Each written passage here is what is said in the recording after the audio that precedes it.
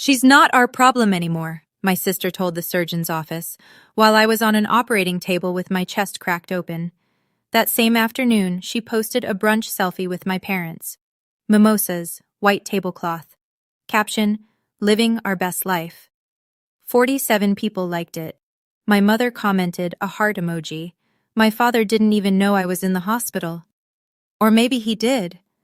I still don't know which version is worse. 5 years later, they showed up at my front door. All three of them. And for the first time in my life, I was the one who got to decide. But what I said to them wasn't what anyone expected. Not even me. Before I go on, please take a moment to like and subscribe.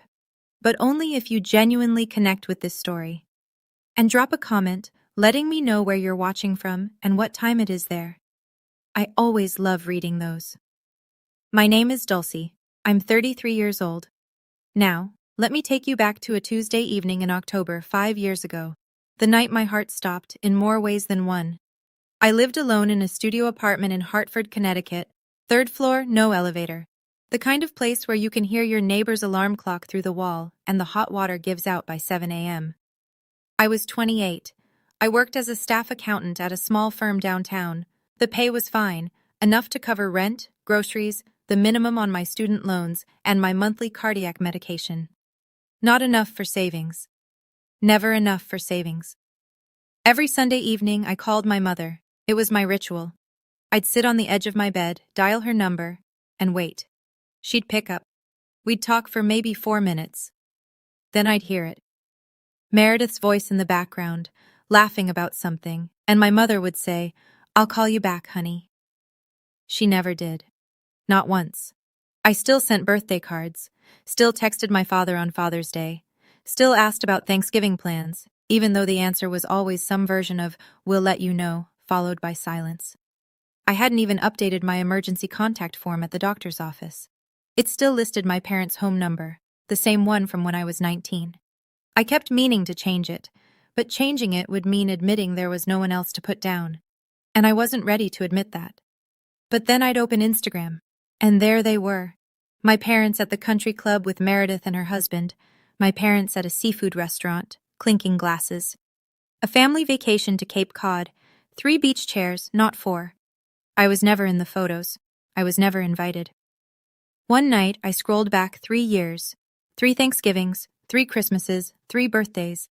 I wasn't in a single image.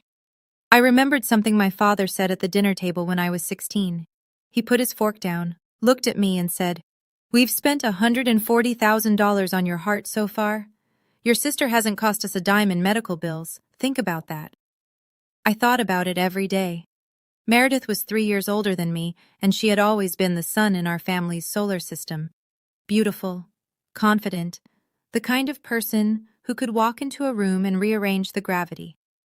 My parents paid her full tuition at a private university in Boston.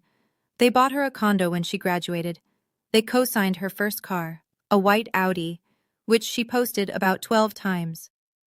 I took out federal loans. I went to a state school. I drove a used Civic with a cracked windshield for 2 years before I could afford to fix it. But the money wasn't the worst part. The worst part was the pattern. Every time I shared something I was proud of, a raise, a finished project, a small win, Meredith would call our parents that same week with something bigger. A promotion, a new boyfriend, a trip to Barcelona. And my news would vanish, like a candle next to a floodlight. I texted my mother once after I found out I'd passed my CPA exam. She replied 6 hours later, "That's nice, honey. Did you hear Meredith got engaged?" 2 exclamation marks for Meredith, 1 line for me. There was one person in the family who never forgot me, though. Uncle Richard, my father's younger brother. Every year on my birthday, he called. Same time, 7 p.m. He'd say, "Happy birthday, kid. You doing okay?" We'd talk for 10 minutes. It was more than anyone else gave me. But I hadn't heard from him in years. My father said Richard was dead to this family. I never asked why. I was too afraid of the answer. The last time Richard called, he said something strange. "Don't let them rewrite your story, kid." I didn't understand it then. It happened at a grocery store on a Tuesday evening in October. I was reaching for a carton of eggs on the second shelf when the pain hit. A white-hot pressure behind my sternum, like someone had shoved a fist through my ribcage. My vision narrowed. The fluorescent lights above me blurred into one long streak. I heard the eggs hit the floor before I realized I'd dropped them. Then my knees went. A stranger called 911. I remember the tile against my cheek. I remember someone pressing a jacket under my head. I remember thinking, very clearly, call my parents. The ambulance brought me to Hartford Hospital. The ER doctor said words I only half understood. Acute aortic dissection, emergency open heart surgery, possible complication of my congenital bicuspid valve. They needed to operate immediately. Under emergency protocol, they didn't need anyone's signature to save my life. But if something went wrong on the table, if they needed to make decisions about life support, about next steps, they'd need someone, a family member, a healthcare proxy, anyone. A nurse leaned over me. Her scrubs were pale blue. Her voice was calm but urgent. Is there anyone we should call? I gave them my parents' home number. It was the only emergency contact I had. They called. Meredith picked up. She was at my parents' house for dinner. I learned this later. All of it later. What she said was, "She's not our problem anymore. Please remove this number from her file."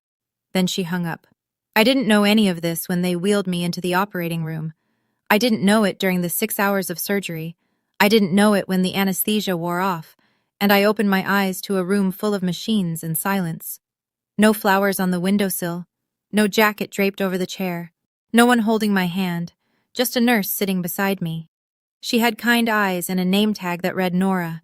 She looked about my age.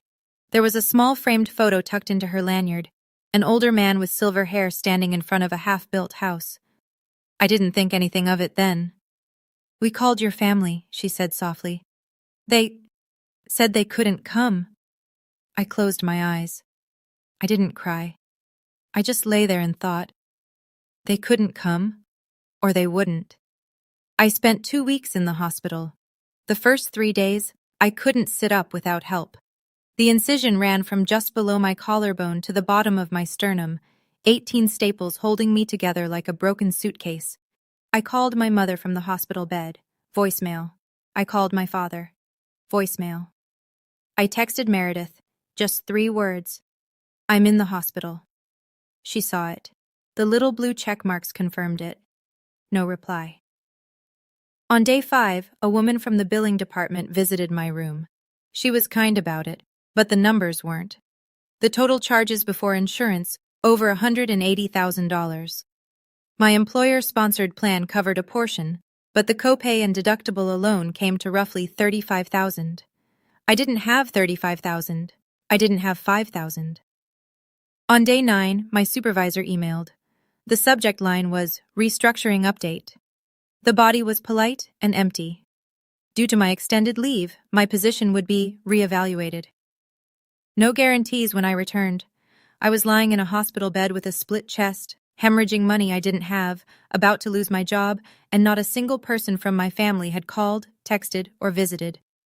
That night, I couldn't sleep. I picked up my phone and opened Instagram. Meredith's latest post was 3 days old, posted the weekend after my surgery. A family dinner at an Italian restaurant, my father cutting into a steak, my mother laughing mid-sip, Meredith in the center, glowing. Caption: Sunday dinner with my favorite people. I scrolled to the comments. A college friend of Meredith's had written, "Where's your sister?" Meredith's reply, "Oh, she's doing her own thing. You know how she is. Her own thing." I was learning to breathe without a machine. They discharged me on a Thursday, 3 weeks after I'd collapsed in the grocery store. I took a cab home because there was no one to drive me. The driver helped me with my bag. He was gentler with me than my own father had been in years. My studio was on the 3rd floor. No elevator. I made it up the stairs in 4 stops, gripping the railing with both hands, my chest burning with every breath. By the time I reached my door, I was drenched in sweat and shaking. Inside, everything was exactly as I'd left it. A coffee mug in the sink, a jacket on the back of the chair, a life no one had checked on. Over the next week, the mail arrived like a series of verdicts, a payment plan from the hospital, a severance letter from my company, minimal, clinical, a notice from my landlord, lease renewal, rent increasing by $200 a month. I sat at my kitchen table and stared at the stack. Then I picked up my phone and called my father one more time. He answered. Dulcie. Dad, I had heart surgery. I almost died. A pause. Meredith mentioned something. Are you calling to ask for money? I'm calling because I almost died and nobody came. 5 seconds of silence. I counted. We all have our own problems, Dulcie. You're an adult. Click. I sat on the kitchen floor with my back against the refrigerator. I pressed my palms flat on the cold tile. And for the first time since the surgery, I cried.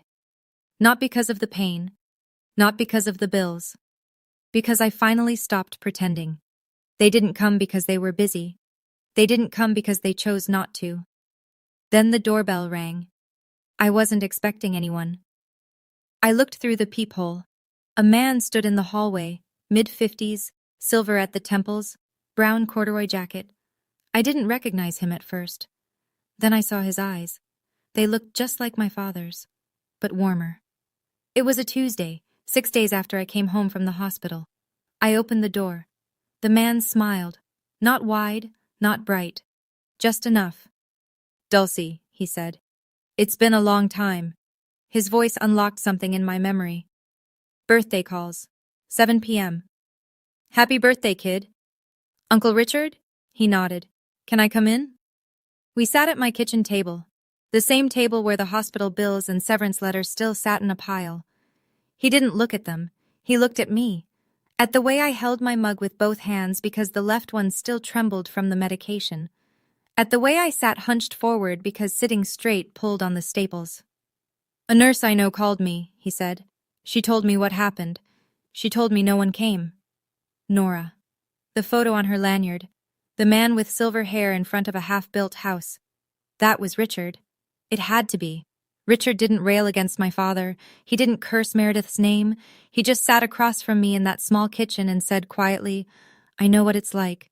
Your dad did the same thing to me. 15 years ago. I asked him. I had to. Why did he cut you off? I went bankrupt, Richard said. Lost everything. My business, my house, my wife. Your father told the whole family I was a deadbeat, an embarrassment. Your mother went along with it. I haven't been inside their house since. I stared at the table. The pattern was the same. Fail. Become expensive. Get erased. Richard placed his hand flat on the table. I didn't come to talk about the past, Dulcie. I came because I have something for you. My pulse quickened. What? He shook his head. Not today. You need to rest first. I'll come back Thursday. Thursday? Thursday, he said. And he left. I stood at the window and watched him walk to his truck. An old Ford, clean but worn. He didn't look back. But he'd come. He was the only one who came. 3 days later, I got a text from a college friend named Jess.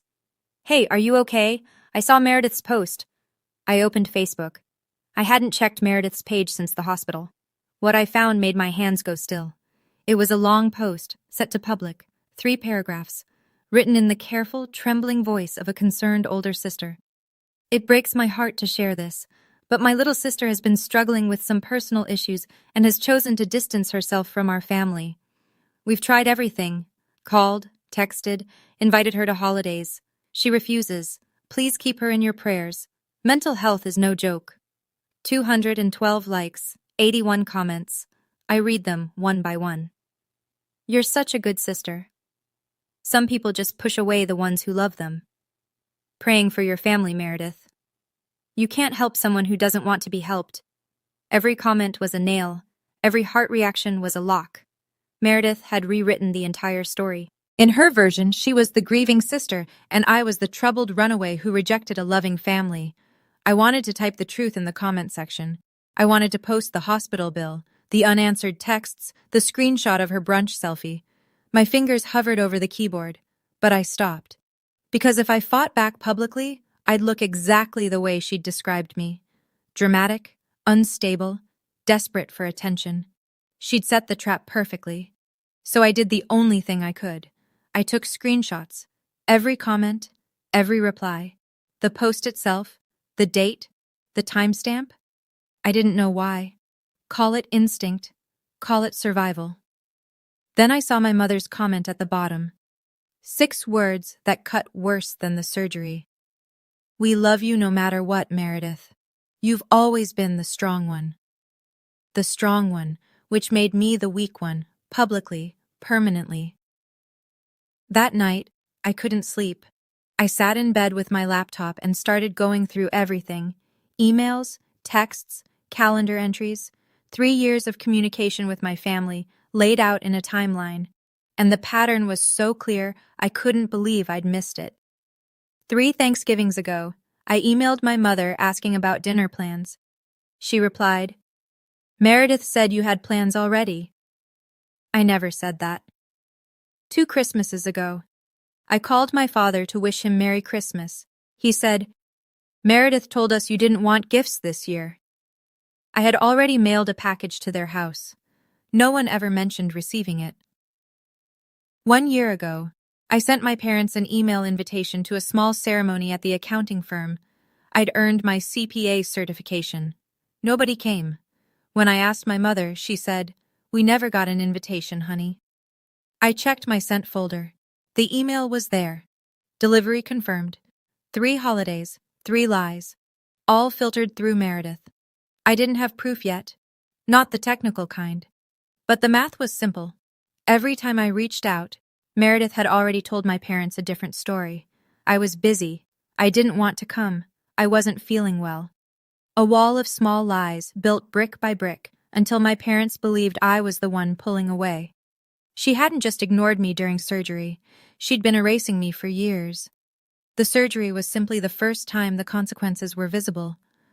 I closed my laptop and sat in the dark. And I remembered something. The last birthday call from Uncle Richard years ago. His voice, steady and warm. Don't let them rewrite your story, kid. He'd known. Even then, he'd known. I just hadn't been ready to hear it. I called Meredith the next morning. She picked up on the 4th ring. Dulcie, what a surprise. I saw your Facebook post. Which one? The one where you told everyone I pushed the family away. A beat of silence, then lightly. Well, didn't you? I was in surgery, Meredith. You told the hospital I wasn't your problem. Her voice shifted, lower, controlled. I don't remember saying that. The hospital has a record of the call. 3 seconds of nothing. I could hear her breathing. You're being dramatic, she said. As usual. Take the post down. Or what? A soft laugh, the kind that's meant to make you feel small. You'll cry about it online? Nobody's going to believe you over me, Dulcie. They never have. Click. I put the phone on the table. My hands were shaking. Not from the medication this time. From something hotter, something I hadn't let myself feel in years. Anger. Clean, clear anger. I picked up my phone again, opened the Notes app, typed the date, the time, every word she'd said as close to exact as my memory could manage. Then I went back to the screenshots from her Facebook post. I organized them in a folder, added the emails, the unanswered texts, the calendar entries. I wasn't building a case. I didn't have a plan. I was just doing what every person does when they've been gaslit for a decade. I was making sure I couldn't be made to doubt myself again. 2 days passed. Then Thursday came. The doorbell rang at exactly 10 a.m. Uncle Richard, right on time, and this time he was carrying a thick manila envelope under his arm. Richard sat across from me again. Same chair, same calm. But this time, the manila envelope lay between us on the table like a third person in the room. He didn't open it right away. Instead, he talked. After your dad cut me off, he said. I lost everything. Business, house, marriage. I was living in a motel off Route 8 for 4 months. He said it the way you'd describe the weather. No pity, no performance. Then I found a house, little place up in Litchfield, falling apart, roof leaking, porch rotting, pipes frozen half the year. I bought it for almost nothing. Fixed it myself. Took 8 months. Sold it for 3 times what I paid. He leaned back. Then I did it again. And again. 10 years later, I owned several properties. No partners, no investors. Just me, a truck, and a whole lot of stubbornness. I watched his hands as he spoke. Rough hands, working hands, the opposite of my father's. "I never had kids," he said, "and I watched your dad raise you two, from a distance, but I watched. I saw what he did to you, Dulcie. Same thing he did to me. If you cost him something, you were the problem." He slid the envelope across the table and opened the flap. The first thing he pulled out was small, silver, worn smooth at the edges. A key. "This is the key to a house," he said. "A real house, in Litchfield. 3 bedrooms, a porch, half an acre of yard. It's yours." I stared at it. "What do you mean it's mine?" "I bought it 6 years ago, fixed it up myself. I put your name on the deed the day you turned 25. I just never told you." I picked up the key. It was warm from his hand. "There's more," he said. "But let's start with this." Richard reached into the envelope again and pulled out 2 sheets of paper, folded in thirds, handwritten, blue ink. His penmanship was surprisingly neat for a man with calloused hands. "Read it when I leave," he said, "but I'll tell you the short version." He told me he'd been watching, not in a dramatic way, but in the quiet way people watch when they can't intervene. He followed my social media. He saw Meredith's posts. He saw who was in the photos and who wasn't. And through a connection, Nora, who turned out to be the daughter of an old high school friend, he'd kept a loose thread tied to my life. He knew my father had removed me from the family's estate plan. He'd heard it through cousins who still spoke to both sides. He knew Meredith had pushed for it, so he made a decision. Every property he owned, every account he'd built, all of it would go to me. Not eventually. Now. Through something called an irrevocable trust. His lawyer had structured it years ago. He slid a third set of documents across the table. Dense pages, legal language. Helen Marsh was listed as the independent trustee, the person with legal authority to manage the properties until the trust's terms transferred full control to me. Richard had structured it so that once I turned 30, management of the assets would pass entirely into my hands. Until then, Helen oversaw everything, but with standing instructions to follow my wishes. But the key lines were clear even to me. Sole beneficiary, Dulcie Emerson. 3 properties including the Litchfield house, a savings account, estimated total value, just over $1.2 million. "I'm not dying tomorrow," he said. "At least, I hope not. But I wanted you to know now, because right now, you need to know that someone chose you." I cried, not the way I cried on the kitchen floor. This was different. This was the kind of crying that happens when the thing you needed most arrives so late you'd stopped expecting it. Richard stood up. He put a hand on my shoulder.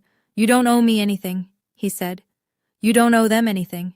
You just owe yourself a life worth living." He told me one more thing before he left. 2 years ago, my father had called him, out of nowhere, wanting to reconnect. Richard saw through it immediately. Gerald had heard about the properties, wanted in. Richard said no. Gerald cut him off again. The same pattern. Always the same pattern. But this time, Richard had already built the wall around me. I moved into the Litchfield house on a Saturday in December. The first morning, I stood on the porch with a mug of coffee and looked out at the yard. Half an acre. A sugar maple near the fence, bare for winter but still dignified. A gravel driveway. Silence. The kind that doesn't feel empty. The kind that feels chosen. I started physical therapy twice a week in Torrington. On the off days, I walked the neighborhood. Short distances at first, then longer. My body cooperated slowly, grudgingly, like it was testing whether I deserved its trust again. I found a therapist, Dr. Klein, a quiet woman in her 60s who specialized in family estrangement. In our first session, she used phrases I'd never heard before: emotional parentification, scapegoat dynamics, covert favoritism. She said them like diagnoses, and for the first time, the pattern of my life had a shape I could name. I got a new job, freelance accounting at first, then a staff position at a small firm in Litchfield. The commute was 8 minutes. The office had a window. My boss didn't count what I cost. I stopped calling my family. I didn't block anyone. I just stopped reaching out. And nobody reached back. No calls on my birthday, no texts on Thanksgiving, no Christmas card, nothing. The silence confirmed everything Dr. Klein had named. I kept every screenshot, every email, every record. Not for revenge. Dr. Klein was clear about that. Document it for yourself, she said, so you never doubt your own memory again. 4 years passed. I built a life that was small and steady and mine. Then, one morning in March, Nora called. Her voice sounded different, tight, careful. Dulcie, your uncle is in the hospital. She paused. And your father just showed up here asking about his estate. I drove to the hospital in under 40 minutes. My hands stayed steady on the wheel. My chest did not. Richard had suffered a minor stroke. He was stable, conscious, lucid, tired. The doctors expected a full recovery with rest and medication. But he looked fragile under the fluorescent lights, and that scared me more than anything. I found his room on the 3rd floor. But before I reached the door, I saw a figure standing in the hallway, speaking to a nurse at the station. Charcoal suit, silver watch, posture like a man who owned the building. My father. He turned. Our eyes met for the first time in almost 5 years. He didn't say, "How are you?" He didn't say, "You look well." He didn't say, "I'm sorry about the surgery, about the phone call, about any of it." What he said was, "What are you doing here?"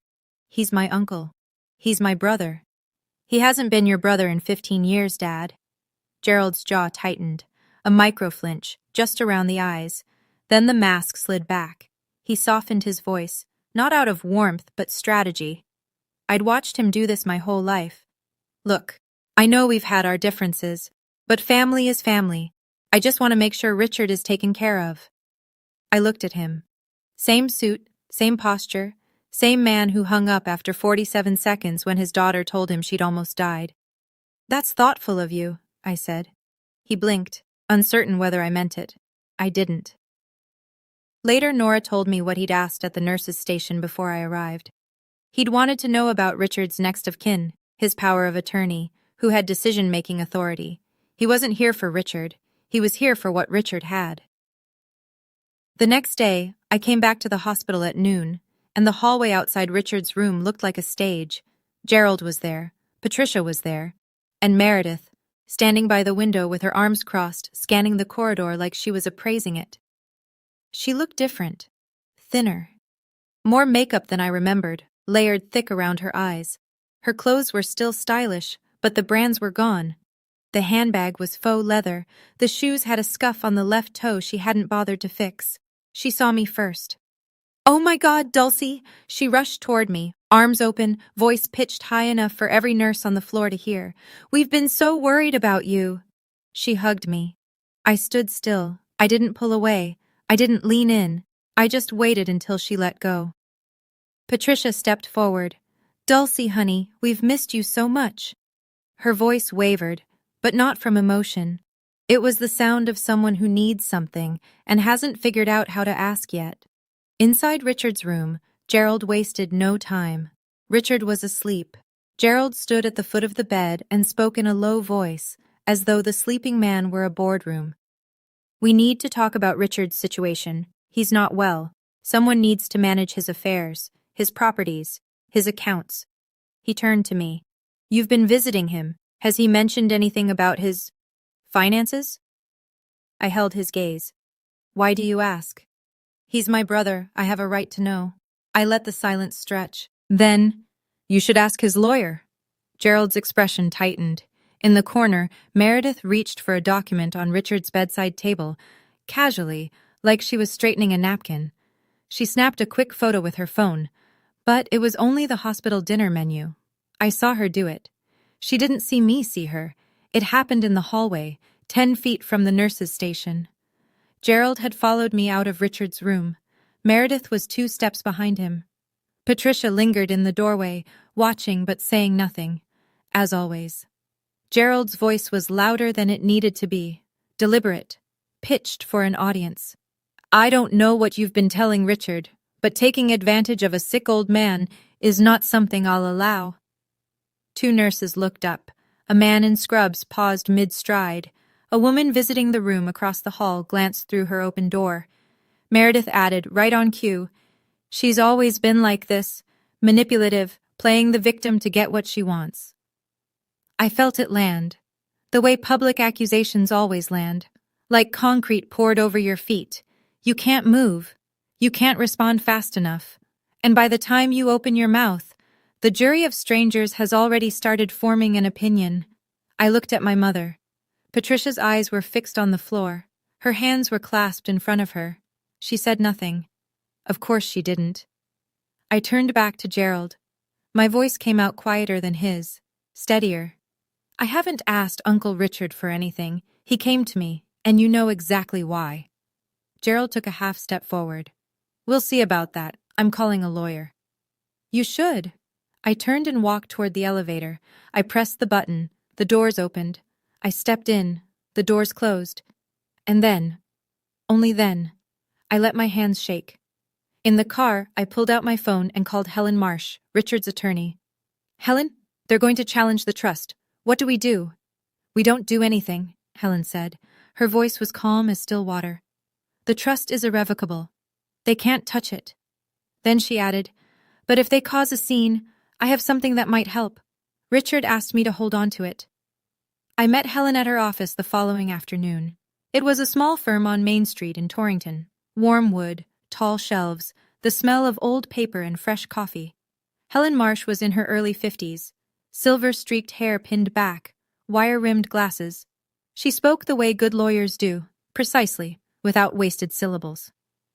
Your father has called this office twice this week, she said. Both times asking about Richard's estate plan. I declined to discuss it.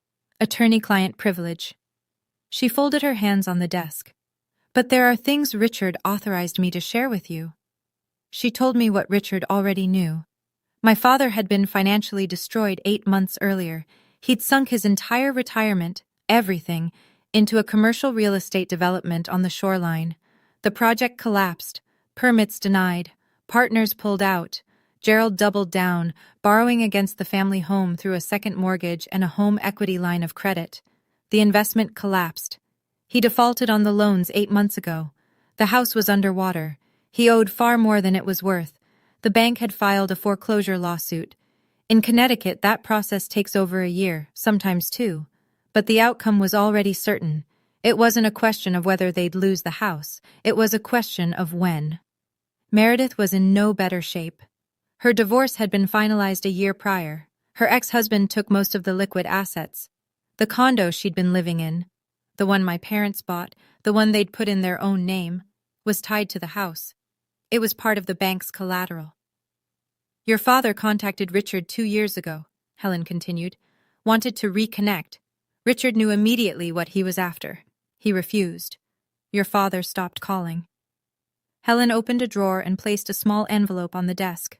Sealed, handwritten label, to be opened when Gerald comes asking. Richard left this with me 2 years ago, she said. He told me you'd know when the time was right. I picked it up. It was light. I turned it over in my hands. I didn't open it, not yet. Something told me this letter was meant for a room full of people, not a lawyer's office on a Tuesday. Richard was discharged from the hospital on a Friday. I drove him home to his main property, a restored colonial on 12 acres outside Litchfield. He walked slowly but steadily up the porch steps, one hand on the railing, the other waving off my elbow. I'm not dead yet, he said. 2 weeks later, he called me. I want to host a gathering, he said, a small one, at the house, to thank the people who showed up. He listed the guests, me, Helen, Nora, his neighbor Jim and Jim's wife, a cousin named Aunt Carol from my mother's side who'd always been kind, 2 old friends from his contracting days, maybe 15 people total. Then he said, I'm inviting Gerald, and Patricia, and Meredith. I went quiet. Why? Because I want them to see what they missed, he said. And I want them to hear it from me, not secondhand, not through lawyers, from me, in my house, in front of people who matter. I told him I was nervous. He said he understood. Bring your folder, he said. The one you've been keeping. I hadn't told him about the screenshots, the emails, the phone records. But he knew. Of course he knew. The day of the gathering was a Sunday in October, exactly 5 years since my surgery. I don't think Richard planned that, but I don't think it was an accident either. The house looked beautiful. Warm light in the windows, leaves turning gold and copper on the maples that lined the drive. A long table set on the covered porch, then moved inside when the wind picked up. Gerald arrived in a suit. Force of habit, I assumed. But it hung looser on his frame than it should have. He'd lost weight.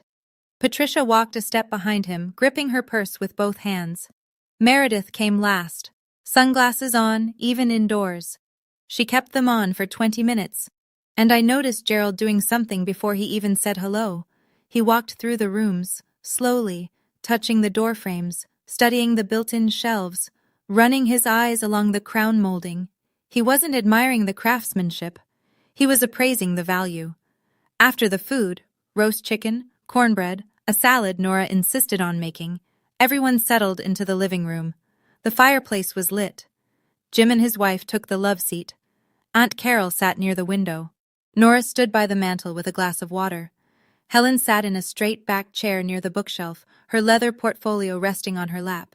Gerald was the one who started it. He waited until the small talk died down, then leaned forward in his armchair, fingers laced, voice casual. "Richard, I've been thinking. You're not getting younger. None of us are." A practiced laugh. "Have you given any thought to estate planning? I mean real planning. Family should look after family." Richard sat in his wingback chair near the fire. He looked smaller than he used to. The stroke had taken some of his weight. But his eyes were the same. Steady, clear, missing nothing. "I have, actually," he said. "That's part of why I invited everyone today." Gerald's face opened. The tension around his jaw released. I watched the calculation happen in real time. He thought he'd won. He thought Richard was about to hand him something. Meredith leaned in. "Uncle Richard, you know we'd take such good care of everything." She placed her hand over her heart. "We're family." The word family in her mouth sounded like a currency. Richard let the silence hold for 3 full seconds. Then he looked at me. I met his eyes. He raised an eyebrow, barely perceptible. I gave a small nod. He turned to Helen. "Helen, would you mind?" Helen stood. She opened her portfolio. She removed a single document, and in the voice of a woman who had read 1,000 contracts and never once flinched, she said, "Mr. Richard Emerson established an irrevocable trust 4 years ago. The trust holds 3 properties and a savings account. The sole beneficiary is Dulcie Emerson." No one moved. Gerald blinked twice. Then, "What?" The fire crackled. Somewhere in the kitchen, a timer beeped for nothing. Gerald stood up so fast his chair scraped the hardwood. "This is ridiculous. You can't just—" He pointed at me, then at Richard. "She's been manipulating you. She's been visiting you, whispering in your ear." "Sit down, Gerald." Richard didn't raise his voice. He didn't need to. The words landed with the weight of a man who had spent 15 years learning how to say exactly what he meant. Gerald sat. Richard leaned forward. "I set up this trust before Dulcie even knew I was back in her life, before she visited me, before the stroke. I did it because I watched you throw away your own daughter." Meredith's voice sliced in from the corner. "Uncle Richard, Dulcie has always had a way of making people feel sorry for—" "Meredith." Richard turned to her. His tone didn't change, but something behind his eyes did. "I know what you told the hospital. She's not our problem anymore. Those were your exact words." The color left Meredith's face. Not slowly. All at once, like someone had pulled a plug. She looked at Gerald, then at Patricia, looking for backup, looking for the rescue that had always come. Patricia stared at the floor. Gerald's jaw was locked shut. Aunt Carol, sitting by the window, set her tea down. "What hospital?" she asked. "What happened?" And that was the crack in the dam. Nora, standing by the mantel, spoke for the first time. She introduced herself. "A nurse at Hartford Hospital." She described the night of my surgery, the call to my family, the response, the record of it. Jim's wife covered her mouth. Aunt Carol's hand went to her chest. Jim shook his head slowly, eyes on Gerald. No one was looking at me with pity. They were looking at my family with something worse. Understanding. I didn't plan to stand up. But I did. I was 33 years old. I'd spent 5 years building a life from the wreckage they left behind. The room turned toward me. 15 faces. Some I'd known my whole life. Some I'd only just met. All of them waiting. I didn't shout. I didn't cry. I spoke the way Dr. Klein had taught me, with facts, not volume. 5 years ago, I had emergency heart surgery. The hospital called our parents. Meredith answered. She told them I wasn't their problem. Then she posted a brunch photo. I took out my phone, unlocked it, opened the folder I'd kept for years. This is the screenshot of her Facebook post telling 300 people that I abandoned the family. I held it up. This is her comment. "Oh, she's doing her own thing, you know how she is." Posted 3 days after I woke up from open heart surgery. I scrolled. This is the hospital record. It says, patient's family contacted, declined to respond, emergency contact unavailable, surgery proceeded under implied consent doctrine, patient had no designated healthcare proxy present during post-operative recovery. I looked at my father. "Dad, I called you after. I told you I almost died. You asked if I was calling for money, then you hung up. 47 seconds, I have the phone record." Gerald opened his mouth, closed it, opened it again. "That's not... I didn't... Would you like the date and duration?" He went silent. Patricia was crying. Small, quiet sobs, her hand pressed to her mouth. Gerald told her to stop. She didn't stop. Meredith stared at the rug like it held instructions. Aunt Carol's voice broke the stillness. "Gerald, is this true?" He didn't answer. I turned back to the room. I didn't come here for revenge. I came because Uncle Richard asked me to, and because for the first time I'm going to say what I should have said years ago. I felt my heartbeat, steady, strong, earned. I'm not your burden. I was never your burden. And from this moment on, I'm not your fallback either. The room stayed quiet for a long time, long enough for the fire to pop twice. Then Gerald changed tactics. I'd seen him do this before. The pivot from authority to appeal, smooth as a dial turning. He uncrossed his arms. He softened his shoulders. He looked at me with the closest thing to tenderness he could manufacture on short notice. "Dulcie, listen. We've had a rough year. A very rough year. The bank is taking the house. We have nowhere to go." He paused. "Let that land. You have 3 properties now. Surely you can let your own parents stay in one of them. Just until we get back on our feet." Meredith recovered faster than I expected. She sat up straight, smoothed her hair, and said, "Yeah, Dulcie. This is a chance to show you're the bigger person." I looked at her. 5 seconds. I counted them the way I'd counted my father's silence on the phone. "The bigger person," I repeated. "You mean the person you told the hospital wasn't your problem?" Meredith's composure cracked, just at the edges. I was stressed. I didn't mean..." "You posted a brunch selfie that afternoon, Meredith. Living our best life." "You weren't stressed. You were celebrating." Gerald cut in. "Enough about the past. We need help now." I turned to him, slowly, the way you turn to face a thing you've been running from your entire life. "You needed me to be your daughter when I was in surgery. You chose not to be there. I needed you to be my father when I called. You chose not to be. Now you need something from me." I let the words settle. And for the first time, I get to choose. I reached into my bag and pulled out the small envelope Helen had given me. The one with Richard's handwriting on the front, to be opened when Gerald comes asking. "Uncle Richard gave me this 2 years ago," I said. "He told me to open it when you came asking for help." Richard, sitting in his wingback chair, gave a single nod. I broke the seal. 2 sheets of paper, folded once. Blue ink. Same neat handwriting. I read it out loud. I kept my voice even. No performance, no flourish. Just words on a page in a room full of witnesses. "Dear Dulcie, if you're reading this, it means Gerald has run out of money and come looking for mine. I want you to know, you don't owe him anything. He made his choice when he let you wake up alone in that hospital room." I took a breath. "But I also want you to know this. Cruelty is a choice, and so is mercy. Whatever you decide, I'll respect it. You've earned the right to choose for yourself. That's all I ever wanted for you. Uncle Richard." I lowered the letter. Aunt Carol wiped her eyes with the back of her hand. Jim's wife was holding his arm. Nora stood by the fireplace, perfectly still, her face unreadable but her eyes bright. Gerald stared at his own hands, spread flat on his knees. He said nothing.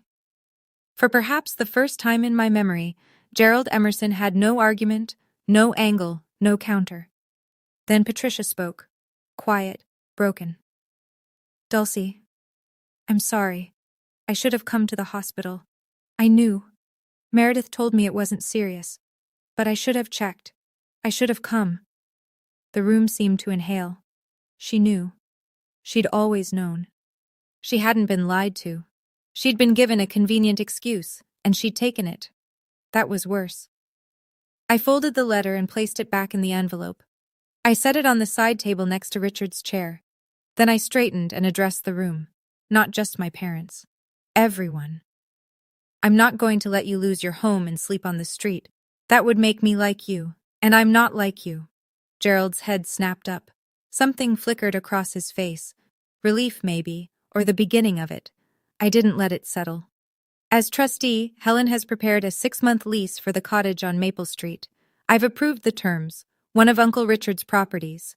It's small but clean, market rate rent.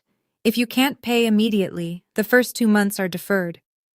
Helen opened her portfolio and produced a short stack of papers. She set them on the coffee table between us. Gerald looked at the documents, then at me. A lease? You're going to charge your own parents' rent? You charged me for being alive, Dad. You counted every dollar you spent on my heart, 140,000. You told me that at the dinner table when I was 16. So, yes, market rate. He flinched. The number hadn't changed. He just hadn't expected to hear it from my mouth in front of people. There's one more condition, I said. Meredith takes down the Facebook post, the one where she told 300 people I abandoned the family. She posts a correction, a real one, or the lease is off the table. Meredith stared at me. You can't be serious. I'm extremely serious. I looked at each of them, Gerald, Patricia, Meredith, one at a time. You have a week to decide. Helen has the paperwork. Then I walked out to the porch. The October air hit my face. Cool, clean. The sugar maples along the drive were blazing red and gold. I breathed in, deep, full. For the first time in 5 years, my chest didn't ache. The week after the gathering, my phone buzzed more than it had in 5 years combined. Aunt Carol called first. She talked for 40 minutes. Not about the trust or the money, but about me. About how Meredith had told the extended family I'd moved out west and wanted space. About how no one questioned it because Meredith told it so convincingly, with just the right amount of sadness in her voice. I had no idea, Dulcie. None of us did. She made it sound like you wanted to disappear. Carol had already told the rest of the family, cousins, an uncle in Vermont, my mother's sister in New Hampshire. The truth spread the way truths do when they've been held underwater too long. Fast, messy, impossible to contain. I started receiving messages from people I hadn't heard from in years. I'm so sorry. I should have asked. I can't believe Gerald let this happen. Each one was a small stitch in something that had been torn for a long time. Meredith's Facebook post was deleted within 3 days of the gathering, but she didn't post a correction. The comments section had already turned. Someone had asked pointed questions, then more. She locked her profile, then deactivated it entirely. Gerald and Patricia signed the lease on day 6. Helen handled the paperwork. Gerald signed without looking at me. Patricia signed with shaking hands. As they were leaving, Gerald paused at the door. He didn't turn around. He just stood there for a few seconds, one hand on the frame, like he was deciding whether to say something. Then he walked out. It was the first time I'd ever seen my father hesitate. They moved into the Maple Street cottage the following weekend. 2 bedrooms, 1 bathroom, a small yard, modest, clean. Enough. I didn't feel triumph. I didn't feel joy. I sat on my own porch that evening with a mug of tea and stared at the darkening sky and felt something Dr. Klein had warned me about. Closure doesn't always feel like victory, she'd said.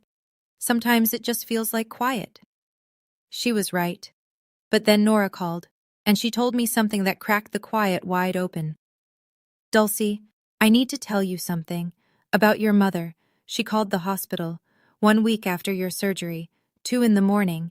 She asked if you were alive. Then she hung up. Didn't leave her name, but I took that call. I remember. Because she was crying. I didn't say anything for a long time. Nora waited. She was good at that. Good at sitting in silence with someone whose world had just tilted sideways. She knew, I finally said. She knew, Nora confirmed. I set down my tea. My hands were steady, but something inside my chest, something deeper than the scar, ached in a way I hadn't felt in years. Patricia had called. At 2 a.m, 1 week after her daughter's heart was cut open and sewn shut, she'd picked up the phone, dialed the hospital, and asked a stranger if I was still breathing. Then she hung up, went back to bed, and didn't call again for 5 years. I sat with that for a long time. I didn't know what to do with a love that only shows up at 2 a.m., with the lights off, where no one can see it. Dr. Klein said it was the most common form of complicity, not hatred, not indifference, cowardice dressed up as loyalty. A month after the gathering, Meredith called me. I almost didn't pick up, but something in the timing felt different. It was late, past 10. Meredith never called late. Her voice was flat, no sweetness, no performance, just fatigue. I took the post down. I know, you didn't post a correction. I can't. If I do that, everyone will know that you lied? They already know, Meredith. A long silence. I could hear her breathing, ragged, unsteady. I don't know when I became this person, she said. I waited.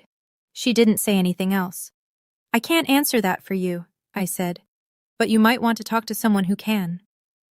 She hung up without saying goodbye.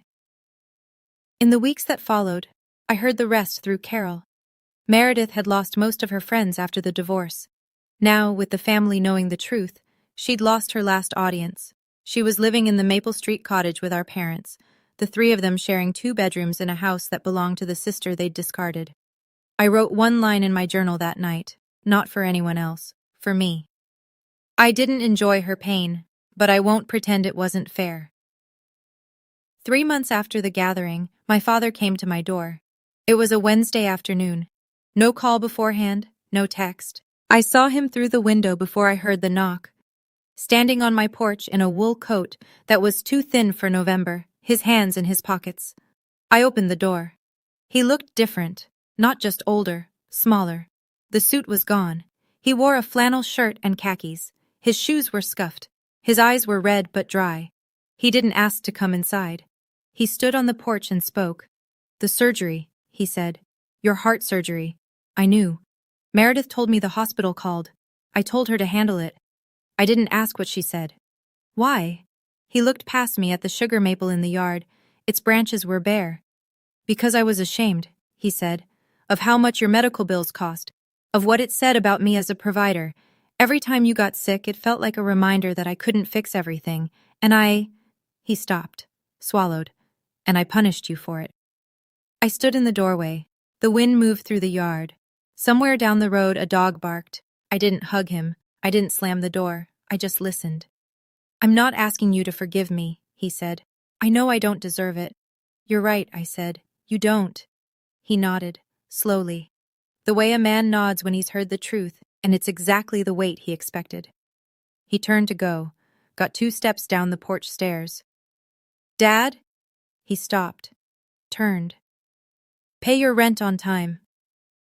Something passed across his face. Not quite a smile, not quite relief. Something closer to recognition.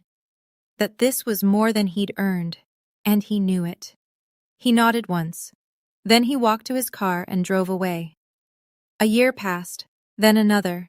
The world didn't change overnight, but it shifted. Slowly, the way soil settles after a storm. I'm 33 now. I live in the Litchfield house. I repainted the porch this past spring, a pale gray that catches the morning light. There's a garden bed along the south fence, mostly herbs and tomatoes. And a cat named Buckley who showed up one February and never left. I work as a senior accountant at a firm in town. The partners know my name. My desk has a window that faces a row of birch trees. I'm not rich. I drive a 10-year-old Subaru. I pack my lunch most days. But every bill is paid, every payment is mine, and nobody counts what I cost. My health is steady. I see my cardiologist twice a year. I take my medication every morning with a glass of water on the porch. The scar on my chest has faded to a pale silver line. I used to cover it. I don't anymore. Nora is my closest friend. She drives up from Hartford every other weekend. We cook together, badly, and laugh about it. Aunt Carol calls on Sundays. Real calls, not the 4-minute kind. And Uncle Richard comes for dinner every Sunday evening. He brings the food because, in his words, my cooking is a safety hazard. We eat at the kitchen table. He tells stories. I listen. Sometimes we don't talk at all, and that's fine too. My parents are still in the cottage. The rent comes in on the first of every month. Gerald nods when he sees me at the grocery store. Patricia sent a Christmas card last year. Handwritten, no emoji. A real card with a real sentence. Thinking of you. Meredith started therapy. I know because Carol told me. She hasn't called.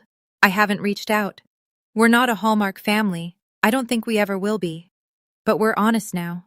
And honestly, that's more than I ever had.